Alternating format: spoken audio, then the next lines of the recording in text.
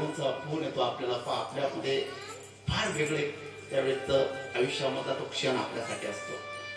आणि त्यावेळेस साक्षात ब्रह्मांड नायकाच्या पत्राची वाट पाहायची हे वामन बुवांचं स्वप्न होतं. आणि वामन बुवा बडोद्याला असताना महाराजांच्या पत्राची वाट पाहत होते आणि त्यात त्यांना पोटाची व्याधी चालू झाली. पोटाची व्याधी इतकी झाली की त्यांना त्रास असंख्य उरायला.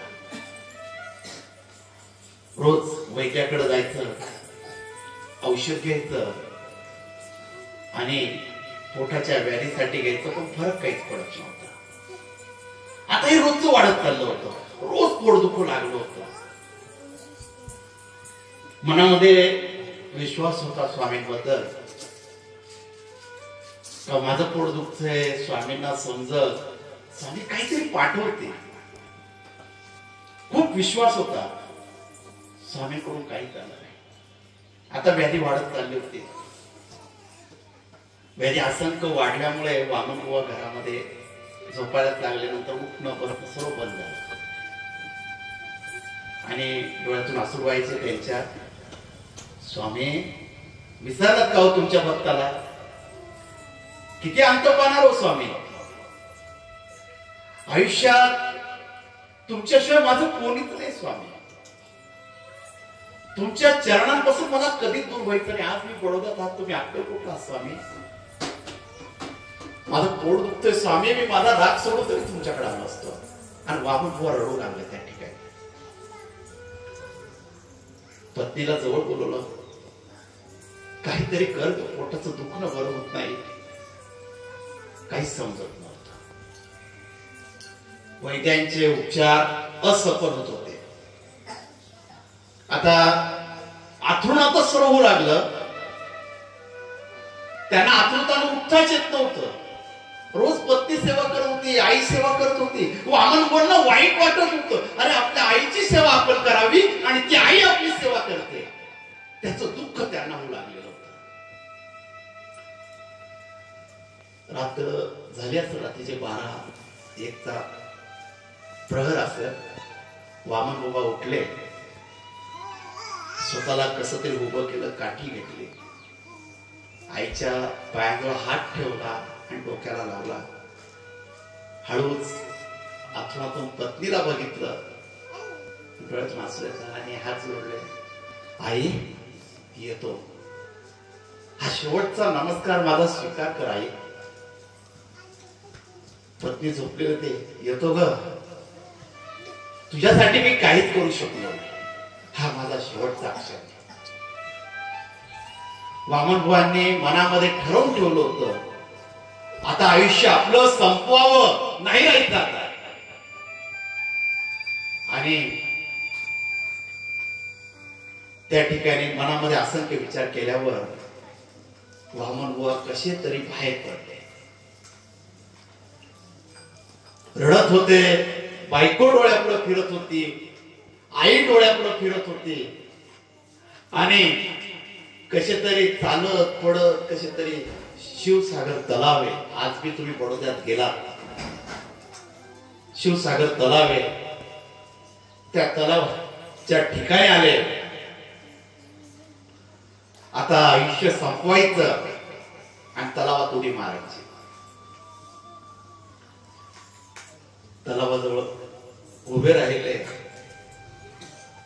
स्वामींना हात जोडले, प्रार्थना करताय वामन बुवा. गुरुची ओढ ही फार वेगळी असते बरं का. आयुष्यात स्वामींसारखा गुरु भेटणं, माणसाच्या आयुष्यात स्वामींसारखा गुरु भेटणं म्हणजे त्याच्या प्रारब्धातच गुरु लिहिलेला आहे की त्याला स्वामी भेटणं. त्याच्यासारखा भाग्यवान कोणीच नाही. आणि ते गुरु वामन बुवांना भेटलेले ते स्वामी समर्थ महाराज अक्कलकोटवाले. शिवसागर तलावाजवळ आले, हात जोडताय तलावाला, मला सामावून घे तुझ्यामध्ये. त्या तलावाजवळ वामन बुवा बोलताय, मला तुझ्यामध्ये सामावून घे. स्वामींना हात जोडले, स्वामी येतो, हा शेवटचा नमस्कार स्वामी स्वीकार करा. आता पोटाची यातना सहन नाही होत स्वामी, काही चुकलं असं स्वामी महाराज मला क्षमा करा. हात जोडले आणि तलावात उडी मारली. तलावात उडी मारली. वामन बुवा तलावामध्ये बुडू लागले. एक हात तिथून आला अक्कलकोटून आणि तो हात वामन बुवांना वळतोय. अरे कुठे चाललास? आम्ही आहोत, आम्ही ब्रह्मांड आहोत. वामन बुवांना त्या तलावामधून बाहेर काढलं. हा हात कोणाचा आहे? हा हात कोणता मला ओढतोय? वामन बुवा तलावाच्या बाहेर येत आहे आणि स्वामी महाराज साक्षात प्रगट झालेला ब्रह्मांड नाही तिथे उभा आहे. वामन बुवा हात जोडताय. स्वामी तुम्ही? स्वामींचं स्मित असं सुंदर असतं. कंबरवर हात, एक हात आशीर्वाद देत आहे. स्वामी सूर्याची कवळी किरण सकाळची पडलेली, ती सूर्याची किरण जणू ब्रह्मांड नायकाच्या चरणांना स्पर्श करताय की आमचा सुद्धा नमस्कार स्वीकार करा स्वामी महाराज. वामन बुवांना तलावाच्या बाहेर काढले. वामन बुवा बाहेर आले. स्वामींकडे बघताय. डोळ्यात आसू थांबते नाही त्या ठिकाणी. स्वामी माझ्यासाठी आला स्वामी? अक्कलकोटून आला स्वामी? खूप वाट पाहिली स्वामी महाराज. मनाला तू दुखावलं होतो स्वामी की तुम्ही येणार, तुम्ही आलात नाही स्वामी. पोटाची व्याधी इतकी होत होती स्वामी, आता सहन होत नव्हतं स्वामी. माझं आयुष्याचं पुण्य फळात आलं स्वामी महाराज. तुम्ही दिसला. डोळ्यातले अश्रू खळाखळा गळत होते त्या ठिकाणी. स्वामी स्मित असं सुंदर असे करताय आणि वामन बुवा स्वामींचे चरण घट्ट पकडलेले. वामन्या आम्ही आलो, तुला भेटायला आलो. तू कसा आम्हाला सोडून जाणार? स्वामी महाराज बोलत होते. अरे तू आमचा आहे, आमचा शिष्य आहे, तुला आम्ही कसं जाऊ देणार? हो स्वामी माझ्यासाठी आला स्वामी. हो वामन आम्ही तुझ्यासाठी आलो. वामन बुवा हात जोडताय. स्वामी वामन बुवांना उठवताय, आपल्या छातीशी लावताय, भेट घेताय. तो आनंद वामन बुवांसाठी फार वेगळा होता. तो क्षण फार वेगळा होता वामन बुवांसाठी. कारण की गुरु आणि शिष्याची भेट होत होती. हृदयाशी नातं जोडलं जात होतं वामन बुवांचं. वामन अरे कसा सोडून जाणार? अरे तू आमची गुरु लीलामृत द्यायचे. आमच्या लीला आमच्या भक्तांना सांगायचे आहे. ज्या अक्कलकोट मध्ये लीला होणार आहे त्याचं लिखाण तुला करायचंय आणि तू आम्हाला सोडून जाणार? काय बोलतो स्वामी? गुरु लीलामृतचं लिखाण मी करणार आहे? हो वामना तू करणार आहे. हे लिखाण तुझ्याकडे आहे. त्या लिखाणाची कलम तुझ्या हातामध्ये आहे. आशीर्वाद आमचा आहे आणि तू सोडून जातोस. आपल्या गुरुला एकट्या टाकून जातोस. स्वामी क्षमा करा, स्वामी क्षमा करा.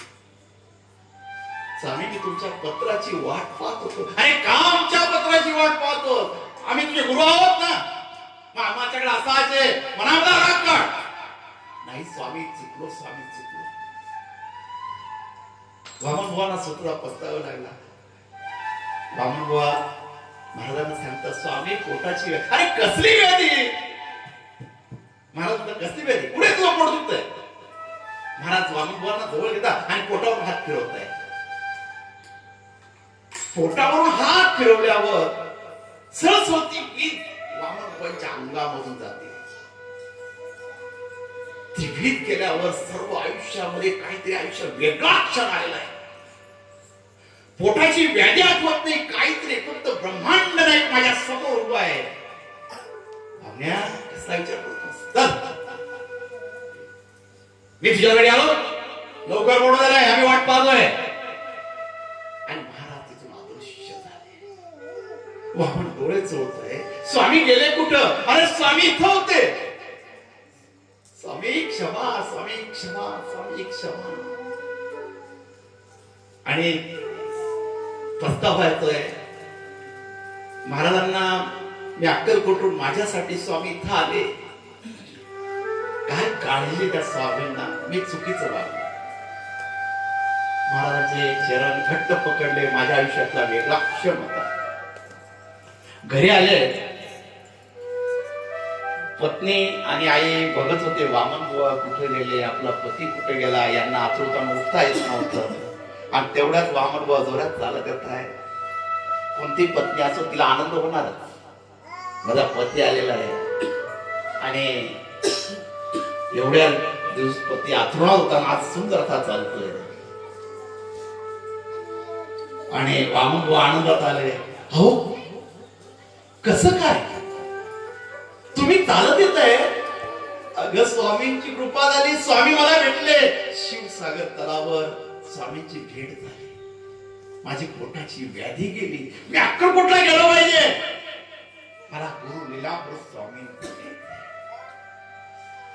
पत्नीने आदेश, जा, ज्या स्वामींनी सुंदर असं आयुष्य दिलं, ज्या शरीराची व्याधी तुमची दूर केली, त्या ब्रह्मांड नायकाची सेवा करा. आणि वामन बुवा त्या दिवसापासून अक्कलकोटला आले. ज्या लीला घडत होत्या अक्कलकोट मध्ये, त्या लीलांचं लिखाण वामन बुवांनी केलं. आज आपण गुरु लीलामृत पाहतो. आता मी पारायणाची पाहत होतो, तिथं गुरु लीलामृतचं सुद्धा पारायण चालू होतं. त्या गुरु लीलामृतचं लिखाण वामन बुवांनी केलं. स्वामींना लीला करून घ्यायच्या होत्या. कोणत्या भक्ताचं काय कार्य, कोणत्या भक्तांनी काय काम केलं पाहिजे हे स्वामींना ठाऊक होतं. आणि स्वामी ते करून घेतो.